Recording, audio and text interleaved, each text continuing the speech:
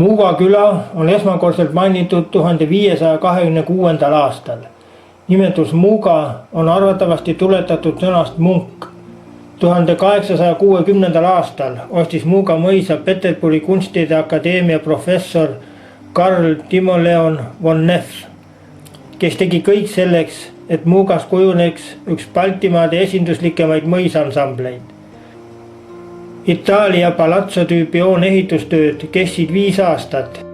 Lõplikult valmis hoone 1877. aastal pärast Karl von Neffi surma.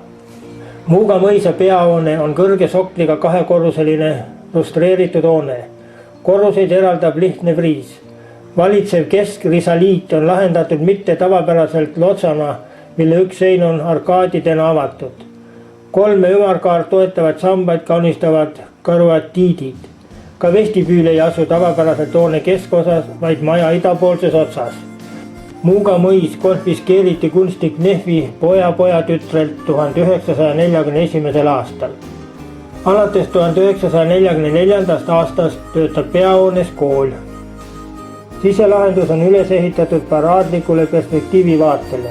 Lõvide vallatud marmorplekk tõuseb Pompei laadis seinamaalingutega vestibüülis 2. korruse saali, kus võtab vastu Ivan Vitali modelleeritud Madonna.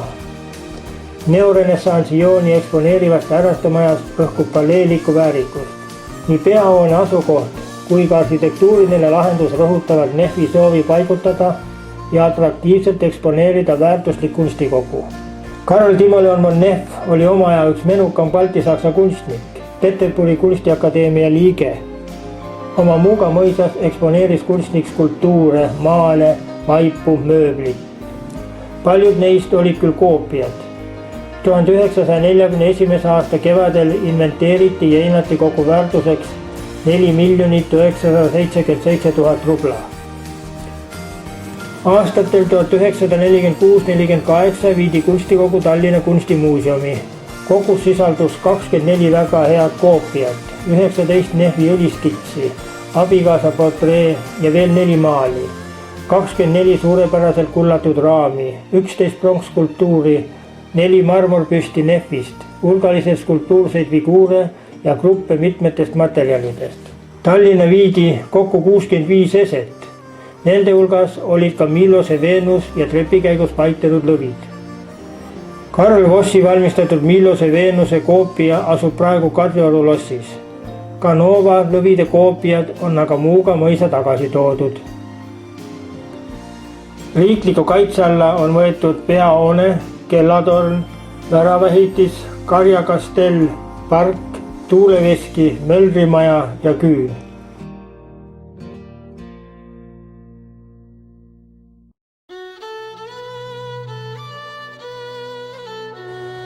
Lätimaalt kunagisest Dünamündest pärit mungad rajasid Padisele oma kabeli 1254. aastal. Peale Dünamünde kloostri sundmüüki Saksa ordule asus vennaskond 1310. aastal Padisele. Iseseisva Padise kloostri rajamise alguseks võib pidada 1317. aastat. Klooster kavandati tollal ligikaudu 30 × 30 meetri suuruse sisehooviga kompleksina, mille põhjakülje hõlmas kirik koos selle aluste moonaladude ja keldrikabelina toimiva krüptiga. Lõuna- ja idatiiba oli plaanitud munkade elu- ja majandusruumid. Sissepääs sisehoovi paigutati läänetiiva keskossa. 1343. aastaks jõuti ülalmainitud hoonetest valmis ehitada tõenäoliselt esimene ehk keldrikorrus ning osa põhikorruse müüridest. Siis puhkes Harjumaal suur talurahva ülestõus, mis on tuntuks saanud Jüriöö ülestõusu nime all. Ülestõusnud piirasid suure väega Padise kloostrit, selle alistumisel põletati klooster maani maha ning seal asunud 28 munka tapeti. Hävingus saadi üle alles 1370. aastate paiku, mil ehitustööd pooliku kloostrikompleksi juures jätkusid. Valminud kirik varustati kaunite raidraamistusest teravkaarakendega. Hoovipoolsetele külgedele lisati 2-korruselised võlvitud ristikäigud. Ligikaudu 20 meetri kõrgused välismüürid lõppesid sakmelise rinnatisega. Kirdenurgas lisandus neile tänini säilinud väike konsooltorn.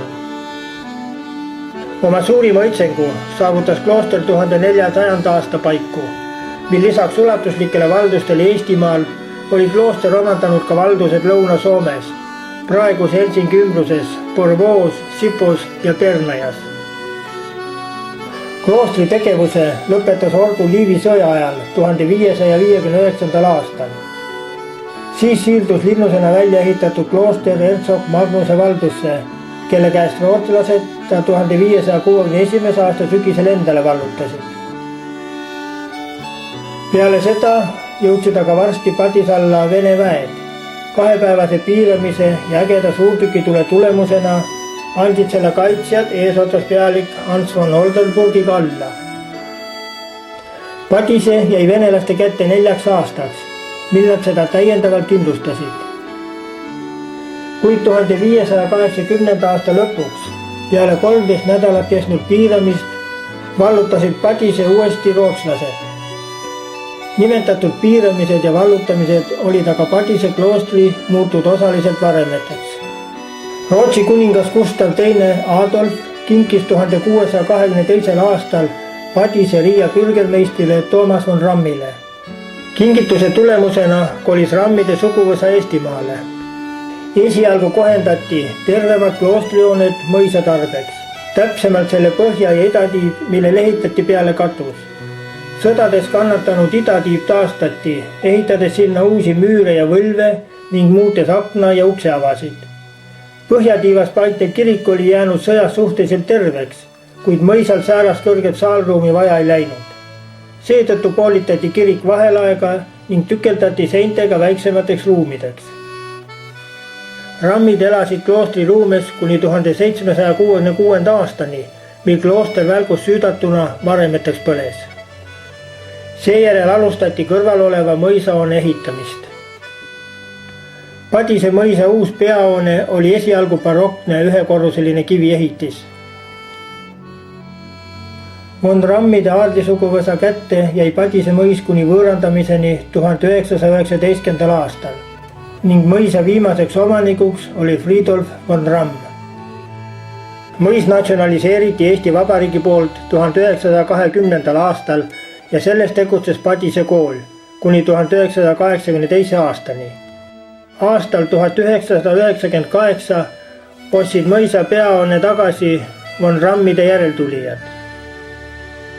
Von Rammide perekond on võtnud eesmärgiks mõisahoone täielikult taastada.